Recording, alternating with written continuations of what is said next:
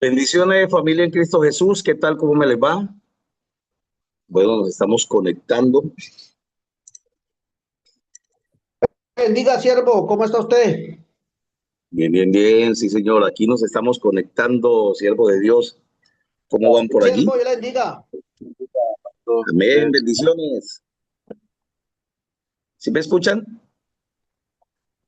Amén, mi por aquí estoy profe. escuchando, siervo. Bendiciones. Ya haciendo por aquí un trabajito. Amén, amén, amén. Bendiciones, Pastor Robinson, hermano William, Santiago, Daisy, Alexander, Astrid.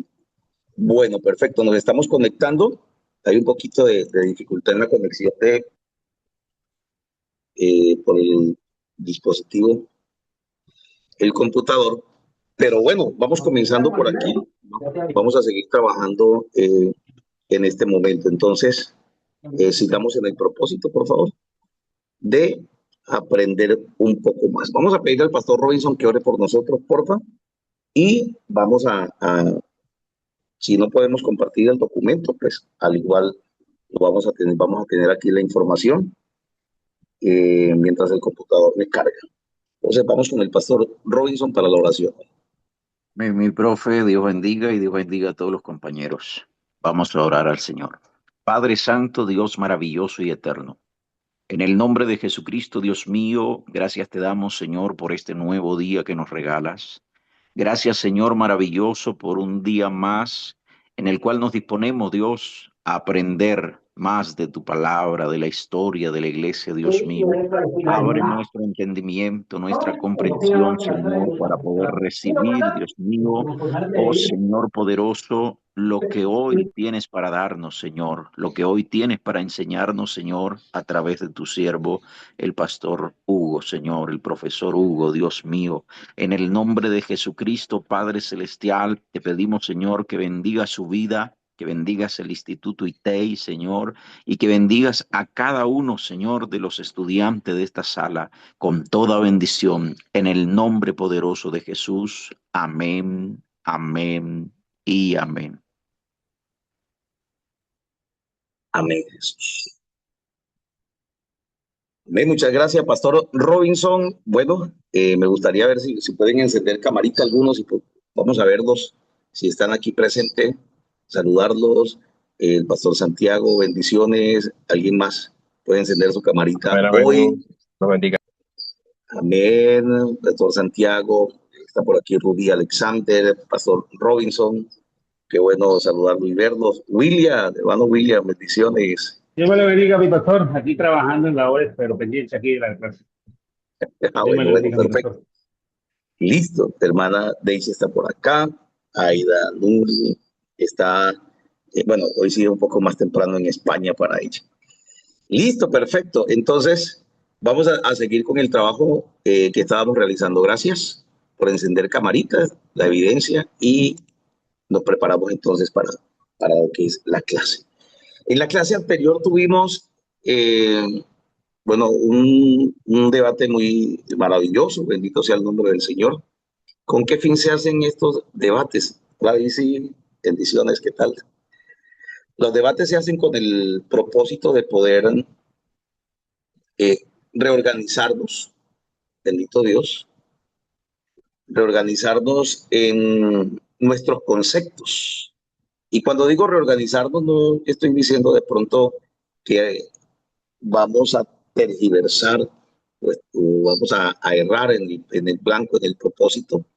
No, lo que realmente vamos a hacer es buscar de qué maneras nosotros podríamos entender mejor lo que hacemos. Porque a veces, pues, simplemente estamos como llevando a una situación que no sabemos si esta práctica eclesiásticamente hasta sea cierta.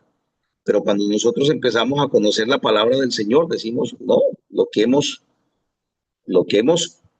aprendido realmente es algo que tiene base fundamental bíblica. Es todo esto lo que muchas veces nosotros buscamos con lo que podríamos llamar hoy la teología. buscar realmente claridad del asunto, claridad de la situación. Entonces, hoy voy a hablarles un poquito acerca de Jerónimo, y lo que podemos hablar, pues lo vamos a encontrar, lo vamos a tener aquí, bendito sea el Señor, en sala, lo que vamos a poder hablar. Y si algo nos queda, pues entonces simplemente el jueves podemos continuar. Yo no quiero correr en estos contenidos, y precisamente son estos primeros contenidos que son tan importantes. Podríamos quizás hasta correr en otros contenidos, menos en la inducción, porque los otros quizás son paralelos a la información, pero estos no son paralelos a la información. Estos realmente son eh, documentos muy importantes. Entonces, vamos en el 345, ya del 345 al 420. Dice que Jerónimo, a quien a veces se le menciona como su nombre latino, con su nombre latino Hieronymus, ocupa un lugar notable en la historia de la iglesia. Estoy leyendo textualmente la primera parte. Dice, no se le recuerda como Ambrosio por su carácter amable y su habilidad administrativa, ni como Agustín con su gran piedad y excelencia teológica. Jerónimo fue un erudito en lingüística y a la vez que un notable ascético. Dio a la Iglesia del Occidente traducción de la Biblia seccional y con fidelidad y con su ejemplo personal y sus escritos, y se impulsó de gran manera la casa del monasticismo. Si bien tiene en su haber otras contribuciones a la vida de la Iglesia, dice, por esas dos mayormente se le recuerda. ¿Quién era Jerónimo? Jerónimo fue un hombre que estuvo muy pendiente y estuvo trabajando en la parte del ascetismo. Dice que nació en la provincia de Panonia, al norte de Iliria, fue criado en un hogar cristiano y a la edad de 18 años fue a Roma para continuar sus estudios, recibiéndose como Ambrosio el abogado. Es un hombre que empieza a trabajar muy fuerte. Dice, viaja a Galilea a practicar el ascetismo por 3 años. Este es un hombre que en su pureza, por decirlo así, estuvo muy, pero muy en coyuntura con la parte ascética, que prácticamente son estas personas a las que no les importa tampoco la riqueza, no les importa tener una imagen súper reconocida, sino son estas personas que dicen, para mí lo importante es que Dios me tenga presente. Y más adelante vamos a hablar profundamente lo que es el ascetismo, pero esta es la práctica. Esta es la práctica que también llevó al monasticismo, esos temas que son importantes para nosotros. Ese, como estudiante, amaba los escritos latinos, fue especialmente de un orador llamado Cicerón, que fue un hombre muy reconocido por su oratoria, y como era un estudiante, pues a él le gustaban mucho los escritos de Cicerón, que son escritos apegados a la filosofía.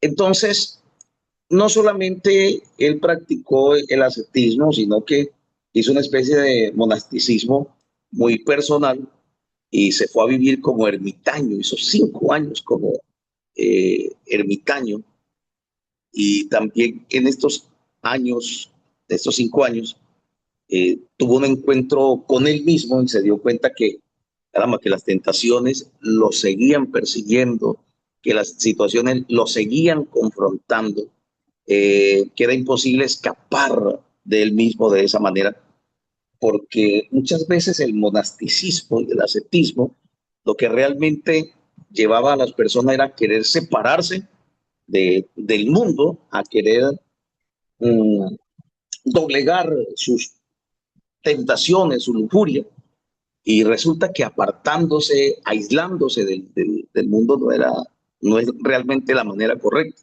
La manera correcta es superar ahí, dentro de esa situación, superar las situaciones allí mismo. Entonces, es importante saber y entender que todas estas situaciones que se le presentaron a este hombre, como asceta, como parte del monasticismo, simplemente fueron situaciones para escapar de una dura realidad de la carne. realmente él dice que fue imposible escapar de él mismo. Y esto lleva, por ejemplo, a entender que muchas personas todavía creen que pueden escapar de ellos mismos diciendo, pues no voy a un lugar, no veo, no miro, no me relaciono, no socializo. Y realmente, pues, no es esa la manera. La manera es poder superar con la ayuda de Cristo Jesús las tentaciones frente a ellas. Y bueno, este sabio, apartarse, no buscarlas, pero si llegan, pues hay que confrontarlas, definitivamente. Él escribía unas cartas, unos tratados, porque recuerden que estos hombres eran patriarcas, padres de la iglesia, y sus escritos eran importantísimos. Dice, a menudo cuando vivía en el desierto, en la vasta soledad que ofrece a los ermitaños, en un albergue yermo asolado por el sol abrasador, un albergue yermo es un albergue vacío. ¿Cuántas veces me imaginé entre los placeres de Roma? Mire lo que el hombre vivía. Solía sentarme solo porque estaba lleno de amargura. Mi rostro estaba pálido y mi cuerpo helado con el ayuno. Y sin embargo, dice, mi mente hervía de deseos y los fuegos de la lujuria burbujeaban delante de mí cuando mi carne parecía muerta. Es decir, cuando él pensaba que había doblegado todo esto, se dio cuenta que todavía vivía en su carne estas situaciones. Dice, recuerdo cuán a menudo gritaba toda la noche hasta romper el alba y no cesaba de golpear mi pecho hasta que la tranquilidad retomaba ante la presión del Señor. Esos son sus cartas. Fueron escritos, así como todos ellos tienen escritos, y escritos que son muy importantes y lo vamos a ver en patrística. Fue durante esos años en el destierro de Jerónimo que tuvo un sueño que cambió el curso de su vida. Dice que este hombre tuvo un sueño dentro de su búsqueda a Dios y en este sueño él prácticamente se vio delante de un tribunal y se vio delante del tribunal del juez, delante del Señor, que el Señor le preguntaba en este tribunal que si él realmente era cristiano y él decía, sí Señor, yo soy cristiano. Y el Señor le decía en su sueño, esto es algo que no tenemos un soporte, al menos eh, que podamos ser testigos de esto, podría ser una alucinación, podría ser algo cierto, porque es una experiencia personal a la que no podemos nosotros juzgar, pero tampoco podemos corroborar. Él le decía, sí, Señor, yo soy cristiano, y él le decía, si eres cristiano, ¿por qué lees los escritos de Cicerón? Entonces él le decía, Señor, ten piedad de mí. Y nuevamente el Señor le dio la oportunidad de volver a su dimensión normal, natural, donde nos pellizcamos y decimos, esto ya no es un sueño entonces. Y allí él prometió solo leer lo sagrado o lo que le correspondía realmente al propósito de Dios. Pero vamos a ver. Bueno, vamos a leer una partecita en pie de página de su carta que dice, habiendo sido despedido luego de haber hecho este juramento, el de no volver a leer a Cicerón, volví al mundo superior. Desde ese momento leo libros de Dios con mayor celo que el que previamente tenía por los libros de los hombres. La Biblia latina. Los años pasados en el desierto lo familiarizaron también con la controversia arriana. Fue acusado de arrianismo. Esto fue algo que lo confrontó muy fuerte, porque aparte de que él se aísla, da para que las otras personas tengan un buen tiempo de armar una retórica totalmente falsa.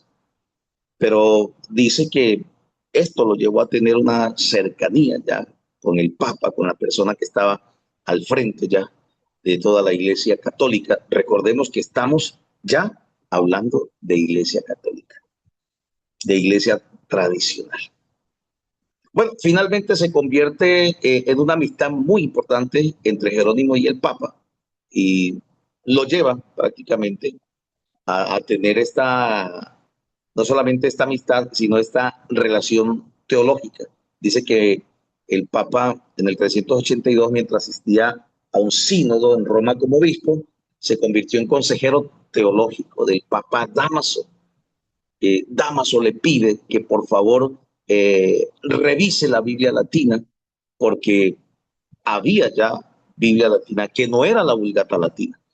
Bueno, entonces precisamente este hombre llamado Jerónimo es quien emprende la traducción o la revisión de la Vulgata latina, que no era Vulgata latina, pero para que tuviese el producto de la Vulgata latina, empieza la revisión. Entonces, no sé si ustedes de pronto podrían pensar que existían otras Biblias ya antes de la Vulgata latina. ¿Qué piensan ustedes acerca de esto? ¿Cuál fue la Vulgata latina? La Biblia, que tradujo, que revisó también Jerónimo, porque ya existían escritos, ya teníamos la Septuaginta y ya existían escritos para este tiempo del Nuevo Testamento. Uf, claro, imagínate, estamos en el 382, ya estamos en el siglo IV. Ya existían escritos en latín, claro, en griego, muchísimos, en latín. No sé si alguien quiere participar acerca de esto. ¿Creen ustedes que existían otras Biblias para este tiempo? Aparte de la Septuaginta. Pastor, buenos días. Dios le bendiga. Amén, siervo de Dios, buenos días. Pastor, en ese momento existían los escritos, los papiros, no, el último que ya existía, ya se empezaba a formarse la Biblia del oso o esa todavía no. Vamos más adelante. Más Sí, más adelantico. adelante, vamos por el siglo XVI, Eso está la muy. Biblia de los. Bueno, Pero en pastor. latín, con mucho gusto, Alexander, pero en latín ya existían unos escritos. Como ya existía la Septuaginta, que fue la traducción del hebreo al griego, y el arameo también, pues la parte en arameo. Entonces, ya las personas estaban traduciendo al idioma latín. La Biblia de la Septuaginta, la Biblia que venía de traducción del hebreo. Entonces estaban traduciendo ya, antes de la Vulgata latina, estaban traduciendo desde la Septuaginta del Antiguo Testamento en griego, ya estaban traduciendo al latín. Y como ya existían escritos bizantinos, eh, vaticanos, alejandrinos, entonces ya personas estaban completando con estos escritos sus Biblias, pero había un problema gigantísimo. Existía la Biblia llamada la Vetus Versius, eh, la versión, una versión antigua con latín antiguo, y esta versión estaba siendo traducida sin las reglas de los copistas. Y digamos que cada comunidad había tomado la Septuaginta y escritos bizantinos u otros escritos y estaban armando sus propias Biblias. La Vetus Versus, la versión antigua, idioma antiguo del latín, y lo tremendo es que estas versiones estaban siendo Profe, adaptadas a cada pueblo, perdón, lo interrumpo, mi profe.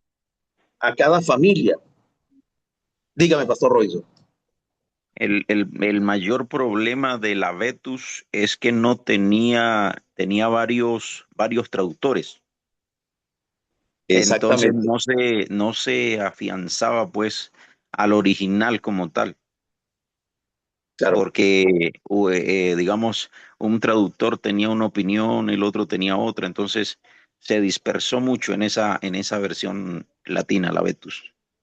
lo más tremendo era que cada comunidad tenía su Biblia, o su traducción. Lo más terrible era que cada comunidad y lo adaptaba al idioma, a la jerga popular que se llama los dichos populares de cada región. Ese es el trabajo que realiza este hombre llamado Jerónimo. ¿Qué hace Jerónimo? Jerónimo dice, no, para que no acontezca esto, la traducción debe venir directamente desde el hebreo. Debe venir directamente desde el hebreo. Y como ya existían escritos en griego, pues este hombre comienza este gran ejemplo. La Biblia, la Vulgata Latina, sufre cambios, porque después que muere Jerónimo, eh, le aplican los libros, los pseudolibros apócrifos, y aparece Judí, aparece Macabeos. Bueno, Macabeos al menos tiene algo que es una realidad histórica, que no es inspirado por Dios, pero tiene una realidad histórica.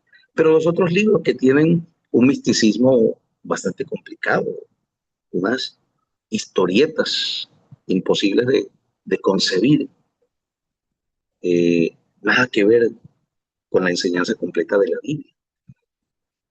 Entonces, ¿qué hace Jerónimo? Entra y toma posesión de todo esto. Y después de 20 años, en el 405, entrega la Vulgata Latina, llamada Vulgata Versio, que significa versión popular. Vulgata viene de la misma raíz latina de decir vulgo, que es vulgar, pero ese vulgar no es una palabra que significaba groserías, sino eh, baja educación. Entonces, para definir la Vulgata Latina en su expresión, en su significado, se llamó versión popular, es decir, que estaba adaptada al idioma que se hablaba de una manera clara, sencilla, que lo podían entender todos, y que, bueno, en base a esto, la Iglesia Católica establece hasta la presente. Existe, aunque versiones ya revisadas de la Vulgata Latina, pero prácticamente esa es su Biblia oficial. Hombre, este trabajo, bueno, vamos a tener varias Biblias, varias versiones y traducciones allí, como Dios habla hoy católica, Dios habla hoy ecuménica, que fue traducida entre católicos y evangélicos. Vamos a encontrar un extenso. En bibliología, recuerden, den un repasito y van a encontrar por ahí. ¿Qué fue lo que aconteció? Bueno, que era una versión confiable. El erudito era una persona de verdad preparada, conocedora del idioma, porque llegó a hablar hebreo. Es decir, que este hombre no se quedó únicamente como un monje, si pudiéramos decirle así. No, este hombre realmente llegó a tener un conocimiento pleno. ¿Qué escrito podríamos ver de Jerónimo?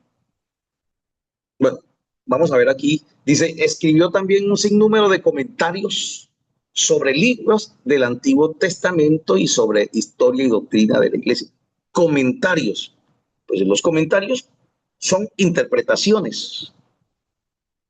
Si usted posee una Biblia de comentarios, son interpretaciones que sean históricas, escatológicas, y que debemos tener cuidado con los comentarios, porque no todos los comentaristas realmente están apegados al texto. Puede ser que estos comentaristas no estén bien organizados como tienen que ser, y eso nos puede ocasionar problemas. ¿Por qué? Porque vamos a empezar a leer eh, opiniones personales prácticamente de otras personas que nos van a llevar quizás a tergiversarse. Entonces, esto hace Jerónimo, considerado como uno de los santos de la iglesia, considerado como uno de los santos de la iglesia. En su escrito entabló debate con personajes importantes de la iglesia.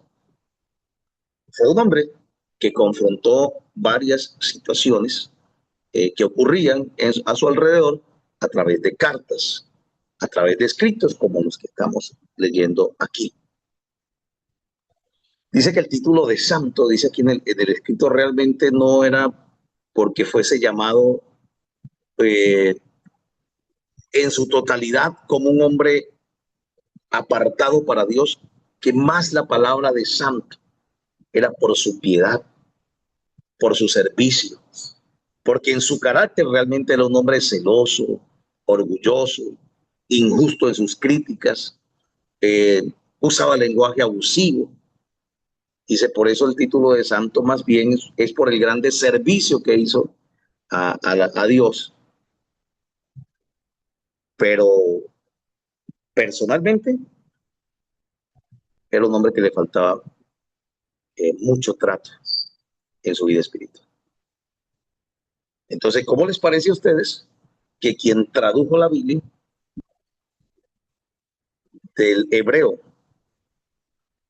al latín y que arregló todo ese disparate tan fuerte que había de estos copistas eruditos que habían desordenado prácticamente estos escritos, que ya no concordaban unas cosas con otras? Era un hombre orgulloso, celoso, injusto, y se le dio el honor de santo más bien por el servicio que presentó, más que la santidad que tenía. Yo ¿Cómo les parece pienso esto? que, yo pienso que bueno, ya lo del nombre de santo ya es una parte humana, ¿no? Ya esos fueron los humanos que le pusieron Esa ese es la parte nombre. canónica, esa es la canonización que le Exactamente, dio. la canonización católica. Sí, Pero digamos que a pesar de su orgullo, de su altivez, de sus errores, pues de alguna manera, eh, digamos que Dios lo estaba usando para organizar un desorden que había, sí. porque había un desorden en la palabra y si ese desorden continuaba, pues hoy en día no tendríamos lo que tenemos. Entonces, de alguna manera, a pesar de sus errores, y pues eso nos lleva también a mirarnos hoy, ¿no? Y a mirar mucha gente hoy, que quizás tienen errores, pero eh, a pesar de sus errores, pues Dios tiene un propósito con ellos y Dios va a cumplir su propósito. Y es más grande el propósito que los errores. Exactamente. Sí, sí, claro. Es precisamente como usted lo dice, Pastor Robinson. ¿Alguien más desea participar?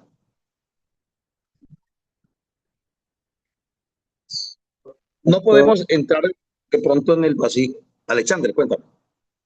Pastor, Dios le bendiga. Yo pienso que pues todos esos errores que él cometió, ¿cierto? O sea, la forma, lo que él hizo. Pastor, todo eso sucede, ¿por qué? Porque cuando uno no es guiado por el Espíritu Santo y no, lo que usted mismo dijo, le faltó trato en su vida espiritual para verdaderamente guiarse conforme la voluntad de Dios, pues uno comete muchos errores y por eso se levantan muchos dogmas, muchas herejías y se lleva al pueblo prácticamente a desviarlo y a perdición, porque pues caen en la apostasía, en muchas cosas. Entonces, la importancia del Espíritu Santo, que yo pienso que más adelante obró el Espíritu Santo por medio de un siervo que Dios levantó, ¿cierto? Pues en O el transcurso. directamente. Sí, y organizó O las cosas directamente. conforme a la voluntad y conforme a su palabra.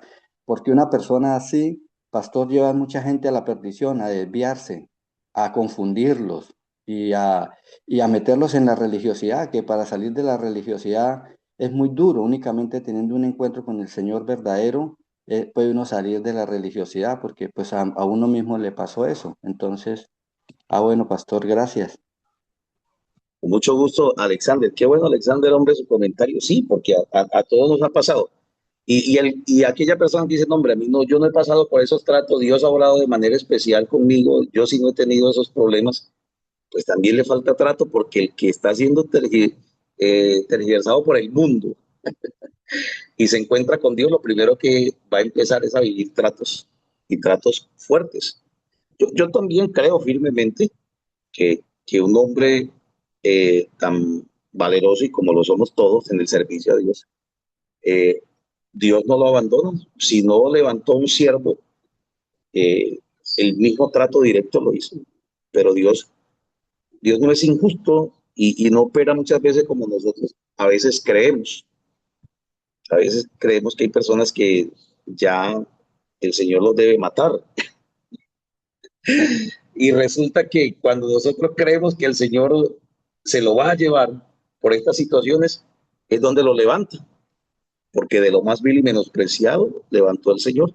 Y precisamente para avergonzar a aquellos sabios que creen que no necesitan a Dios para un buen comportamiento. Entonces, es importantísimo, pero es un hombre muy valioso, al igual que todos somos valiosos para Dios. Y aquí se refleja que la humanidad continúa confrontándonos, nuestra humanidad continúa confrontándonos día tras día. Y debemos permanecer firmes frente a esas situaciones. Esto fue lo que aconteció entonces con Jerónimo, un hombre que le dio la oportunidad o se dio a la oportunidad también de poder servir a Dios en un hecho tan importante. Dice que en el 250 antes de Cristo, eruditos judíos ya habían hecho una traducción del Antiguo Testamento al griego. Y el problema que estaba pasando con la Vetus, con la Biblia antigua, latina, era que estaban tomando del griego directamente y esto estaba trayendo malas interpretaciones, tomar del griego directamente, de la Septuaginta, y no tomar del hebreo. Entonces, este hombre dice, no, hombre, Jerónimo dice, vamos a tomar de la fuente original. ¿Y eso a qué nos da? Lo que hoy nosotros vivimos.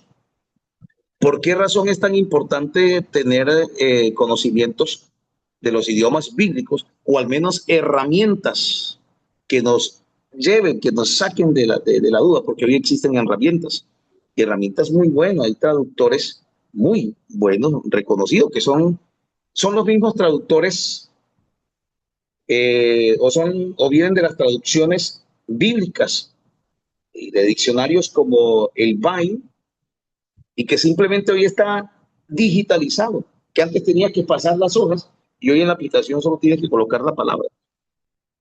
Pero sí es importante que nosotros estudiemos una buena parte de griego para leer, al menos el griego, para leer las palabras que nos parezcan a nosotros que deben tener una conexión para una buena interpretación bíblica.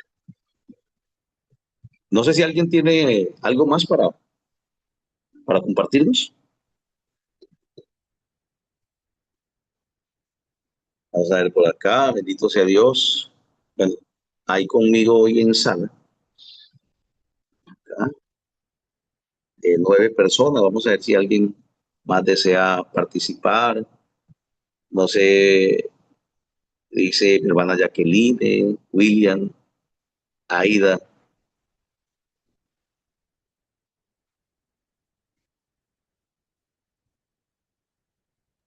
Bueno, y si no, finalmente, pues le damos gracias a Dios, oramos. Hoy la clase es más cortita. No, mi pastor, Dios lo bendiga. Amén, siervo de Dios.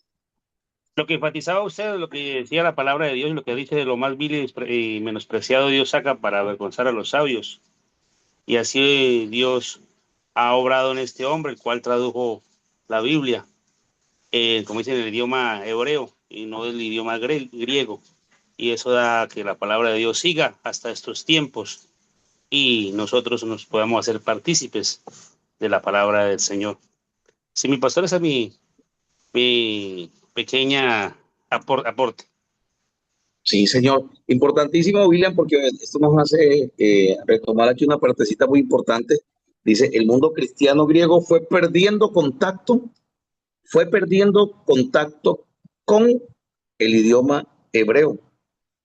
Ya no se estaba usando el idioma hebreo.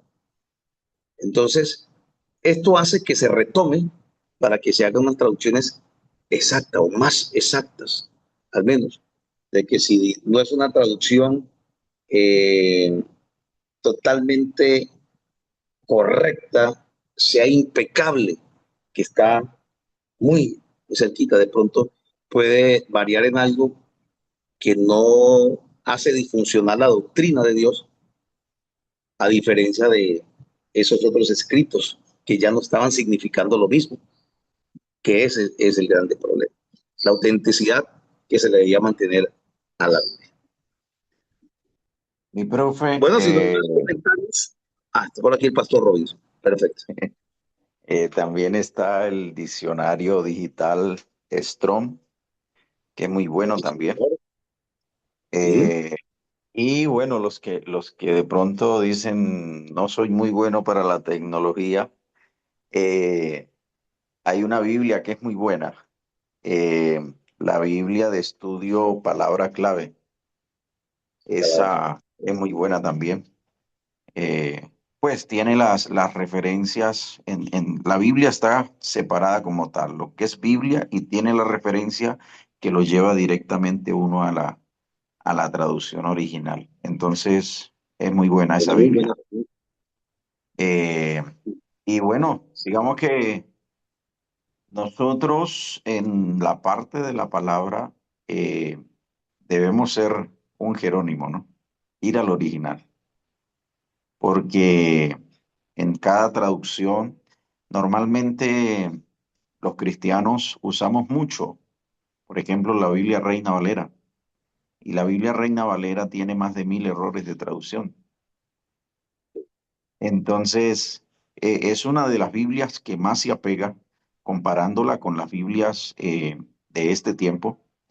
Es una de las Biblias que bastante se apega al original, pero a pesar de eso, tiene bastantes errores. Entonces, ¿qué acontece? Debemos nosotros apegarnos al original. Eh, y para eso, entre más antigua sea la Biblia, eh, por ejemplo, una Biblia, palabra sagrada de 1569, es una Biblia antigua.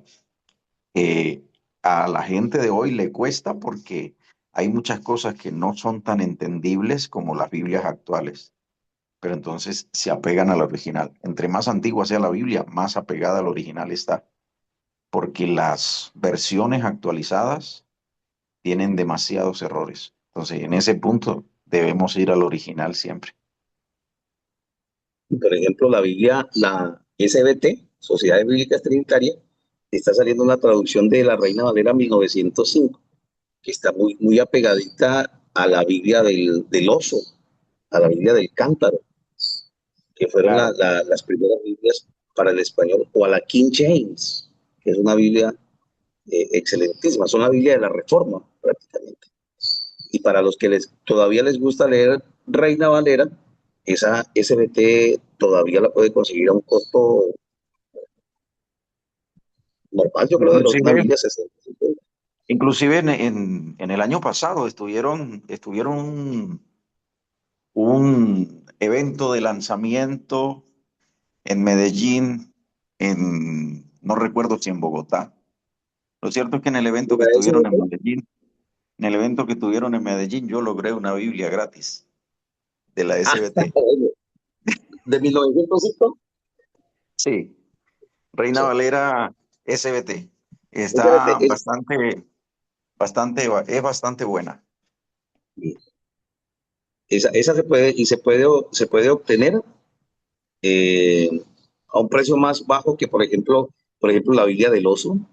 Está un poquito costosa, pero excelentísima. Por ejemplo, yo las tengo. Yo tengo varias Biblias, pero la del Oso no la tengo.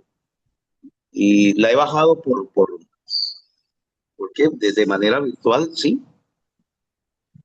pero le cuento que me gusta mucho compararla con la Reina Valera. Y sí, claro que sí. Y aunque no estamos lejos de la doctrina de Dios, pero sí se recomiendan Biblias que sean más apegadas al texto, más Sí. apegadas al texto. No estamos diciendo que con el pastor Robinson que la Reina Valera pues está equivocada. No, errores de traducción tienen que ver con significados palabras que darían significado en este momento que no son el del original. Pero ¿qué nos salva? Precisamente estas herramientas. Pastor, Sí, una pregunta. ¿La Biblia del Oso tiene mejor traducción que la Reina Valera 1960 pues, es que claro, es que prácticamente la Reina Valera, la Reina Valera viene de estas dos Biblias, porque sus primeros traductores, uno hace una revisión del otro. Digamos que la Biblia del Oso es revisada por Valera y viene a salir la Biblia del Cántaro, pero de esta revisión. Y de ahí viene la Reina Valera, hermano Alexander. pastor, y más o menos así un promedio, qué costo tiene esa Biblia? La del Oso, la última vez que la averigüé estaba en 600,000 pesos. Pero también hay que tener en cuenta que editorial, ¿no? De pronto el editorial es más, ¿Más confiables? O, de pronto son como, hay editoriales que venden más económico, porque la traducción es la misma, pero es un poquito más económicos. Es no sé. más, hubo un muchacho que estudió y dijo que no la había encontrado en un solo tomo, se la vendieron en 2 tomos. Sí. Pastor, yo Sí, escuchaba, discúlpeme, que ya que, o sea, de las traducciones, yo escuchaba que alguien hacía, por ejemplo, un error que hay en la Biblia.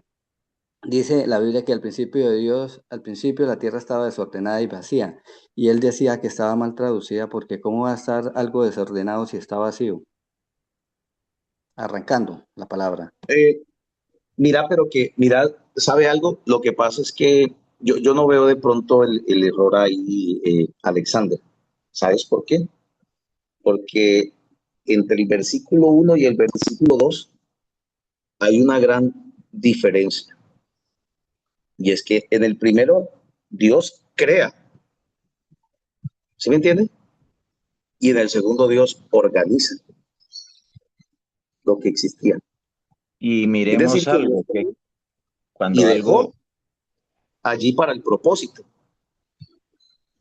cuando y algo está en organiza. construcción, cuando algo está en construcción, está desordenado. Si miramos, por ejemplo, una mansión hoy en día, se ve muy bonita, muy lujosa, todo, pero en el momento de la construcción, ¿cómo se veía? Y el Pastor, espacio que hay en esos versículos son de miles de años. No está seguido ese versículo como en el escrito. No está tan seguido en la cronología como en el escrito, ¿no? Entonces, pastor, pero hay Dios es un Dios de interpretación orden. también. Yo pienso, Dios es un Dios de orden, pues no es que entonces no tiene por qué estar, si Dios hizo algo, no tiene por qué estar desordenado, No, ¿no? no, eso es lo que nosotros Hay una creemos, pero diferencia, acuérdate que Dios es un Dios de pastor. propósitos. Sí, claro, o yo pienso que de pronto es que quiera decir que no estaba cada cosa en su lugar, que eso sí puede ser, No, sí, no estaba cada cosa en su lugar, pero no estar cada cosa en su lugar es un desorden. Es más, la Biblia lo llama como el caos, caos. Y el caos, la palabra caos en la Biblia, en la traducción, en el idioma, en el diccionario bíblico, usted lo encuentra como desorden. pero no, esos son propósitos de Dios, ¿no? Esos son propósitos de Dios, no es que Dios sea desordenado, no, lo hizo con un propósito, porque Él no hace cosas por hacerlas, había un propósito dentro de eso.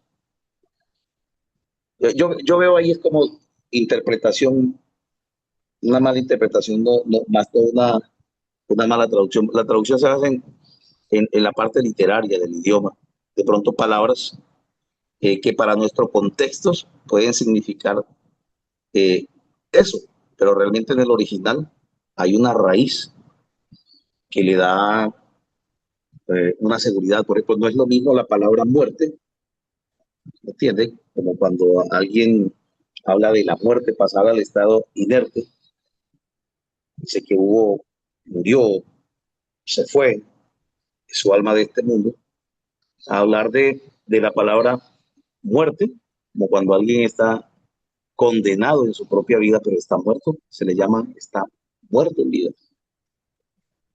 Y es que miremos, Y se utilizan dos raíces. Sí, señor, pastor, digo. miremos algo, ¿no? Digamos que la palabra dice, en el principio creó Dios los cielos y la tierra estaba desordenada y vacía. A partir de ese desorden, Dios empezó a crear, o sea, empezó a ordenar, A porque separar. dice, separó lo seco de las aguas, luego dijo, produzca la tierra hierba verde. Entonces, empezó a darle un orden a, a lo que él había creado, que estaba ordenado, y todo fue a partir de ese desorden, Claro. incluyendo los seres humanos, porque dice Y que esa fue palabra se formado del utiliza, polvo de la tierra. separar. O sea, todo estaba mezclado y Todo estaba separar, mezclado. Y él empieza a separar, sí, empieza a colocar organizar cada cosa en su lugar. a partir de allí. Entonces, para mí, o sea, hay muchas teorías en cuanto a la creación. Hay muchas teorías. Algunos dicen que no, que bueno, que Dios creó la tierra ordenada. Bueno, si Dios la creó ordenada, o sea que ya los árboles estaban creados, ya el mar estaba en su lugar, ya... no, la Biblia nos muestra otra cosa. La Biblia nos muestra lo que nos está mostrando, que había un desorden. Los que dicen que, bueno, que Dios creó la tierra ordenada, que fue en la caída de Satanás, que Satanás desorganizó lo que ya estaba ordenado, eso no nos lo muestra la Biblia. Eso es una teoría ya teológica conforme a la interpretación de alguna gente. Pero lo que la palabra nos está mostrando es que estaba desordenada y nosotros debemos quedarnos con lo que la palabra nos está diciendo. Nos dice que estaba desordenada y a partir de ese desorden Dios empieza a formar toda la parte universal que vemos hoy. Separó las aguas de lo seco, a la tierra le dijo, produzca la tierra hierba verde, a las aguas le dijo, produzcan las aguas monstruos marinos y ahí se formaron los peces.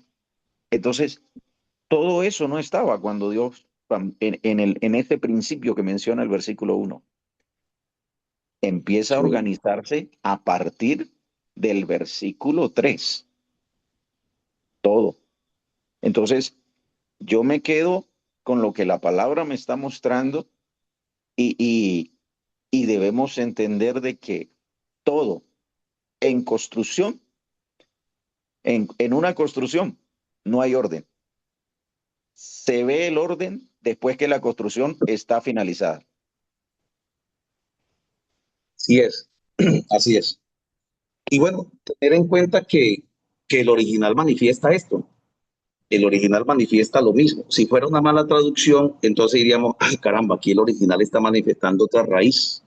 Entonces no hubo ningún desorden, ¿no? Simplemente esos propósitos de Dios son claros Pastor, y no se están contrariando al propósito de creación. pastor, Dios le bendiga. Dios les bendiga a Amén. todos.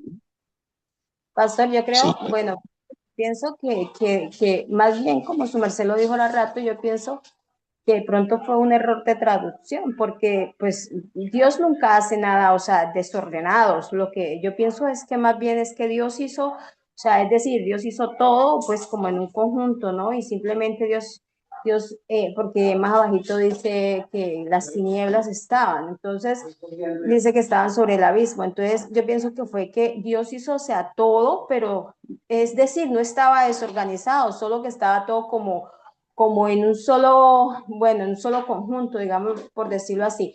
Y después fue colocando cada cosa en su lugar, o sea, ahí dice, hice a la luz, o sea, separó la luz, Entonces, las lo que pasa es que si tú no tienes todo, o sea, si tú estás separando algo de algo, ¿por qué lo estás separando? pues sí, digamos, o sea, sí, claro, todo, o sea, entonces se miraría como desorden, bueno, sí, pero Exactamente. yo me Pero no llevo, es que no es que Dios sea desordenado, no. Es que Él lo creó así, creó todo en conjunto, como usted dice, y empezó a separarlo. Y la sí, Biblia, la raíz griega caos, es la que nos bota la interpretación del palabra, desorden. Pero no porque Dios sea desordenado, eso no, clarito, sí, clarito. pues eso es lo que yo le quiero, pues digamos, como explicar, que no, o sea, fue de pronto, digamos, la palabra desorden que quedó ahí, o sea, porque obviamente Dios no es desorganizado en nada, o sea, Dios todo lo hace perfecto. O sea, eso es lo que quería, pues, decir, ¿no? Bueno, ok, Sí. gracias. No, lo que pasa es que simplemente, eh, aunque Dios tenga una dinámica que no nos quepa aquí en la mente al principio, nunca va a ser un desorden. Nunca va a ser un desorden porque Él no es una, no es una mente finita como la nuestra.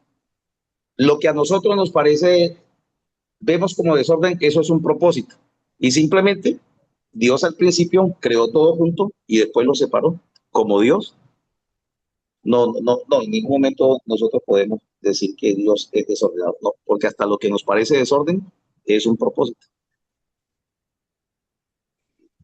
Y se nos acabó la hora, familia en Cristo Jesús. Vamos a orar y seguimos el jueves porque tengo que pasar a otra clase. Oremos, Padre, gracias. Gracias, Señor, porque tú nos permites tu bendición. Tú eres el Dios que obras de una manera especial. Tú eres el Dios que traes la bendición a nuestra vida. Gracias, Señor, por permitirnos este momento tan maravilloso, esta clase tan especial. Y permítenos llegar, Señor, hasta donde tú nos permitas con este grande conocimiento, Señor, sin perder la dirección, Padre, en el nombre de Jesús. Te pido que los bendiga, los guardes y les des mucha victoria, en el nombre de Jesús. Amén. Y amén, Jesús. Un abrazo para todos. Muchas Nos vemos el gracias. Dios les bendiga a usted, a todos los pastores, todos los hermanos. jueves. Saludos Amén, para todos, amén. bendiciones.